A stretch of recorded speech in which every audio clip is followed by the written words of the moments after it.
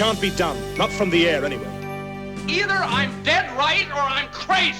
What of it? I'll get you another body. Blow up the bridge! Look out, there's no flow! Try and stop me, someone. Oh, please, someone try and stop me. Movies may seem indestructible, but they're not.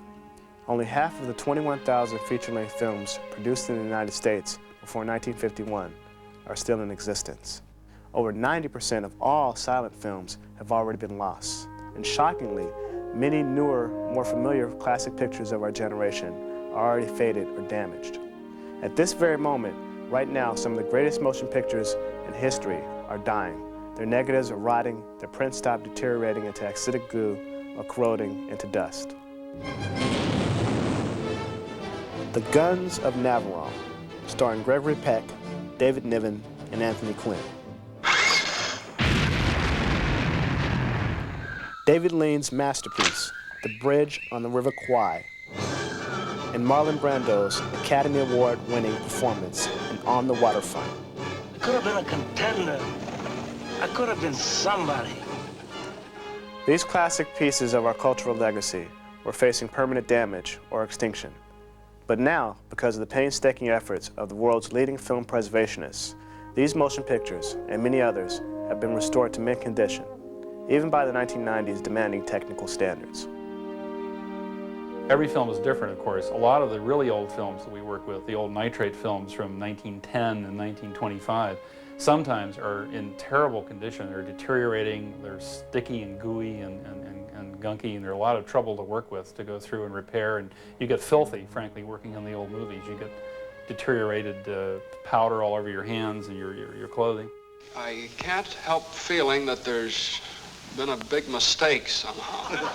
Oftentimes, we find that older films have been censored or have been cut through the years for reissue. Whole scenes may be missing.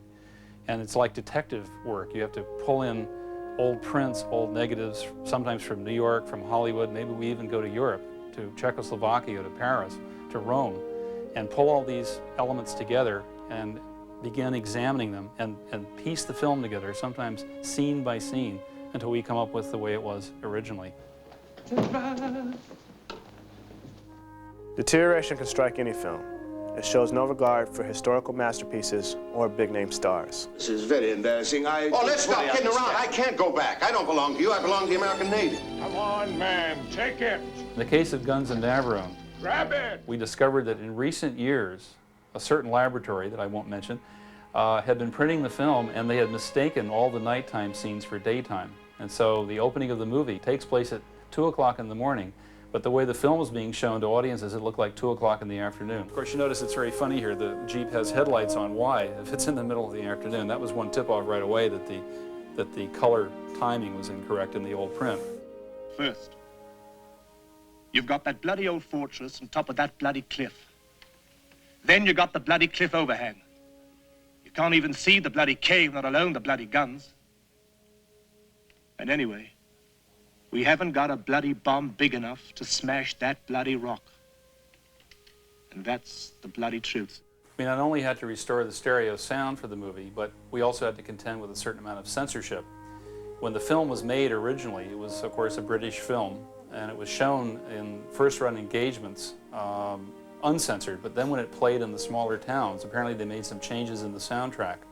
It turned out that the only surviving stereo master soundtrack was of the censored version. First, you've got that ruddy old fortress on top of that ruddy cliff. Then you got the ruddy cliff overhang. You can't even see the ruddy cave, let alone the ruddy guns. And anyway, we haven't got a ruddy bomb big enough to smash that ruddy rock. We were very fortunate that a private collector came to us with a 1961 copy of the movie with a stereophonic soundtrack. If it hadn't been for that, we might have been stuck with the ruddy version rather than the bloody version. And that's the ruddy truth. As we approach the 100th anniversary of the birth of cinema, it is essential to preserve this century's irreplaceable legacy of films. Motion pictures are not only the most popular art form, they also play a pivotal role in our lives as historical documents and cultural artifacts. That's pretty important, all that.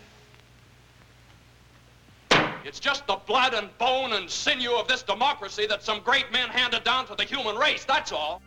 By watching this restored version of the upcoming feature, you are already contributing to the film restoration movement, and we thank you for it. So enjoy the picture.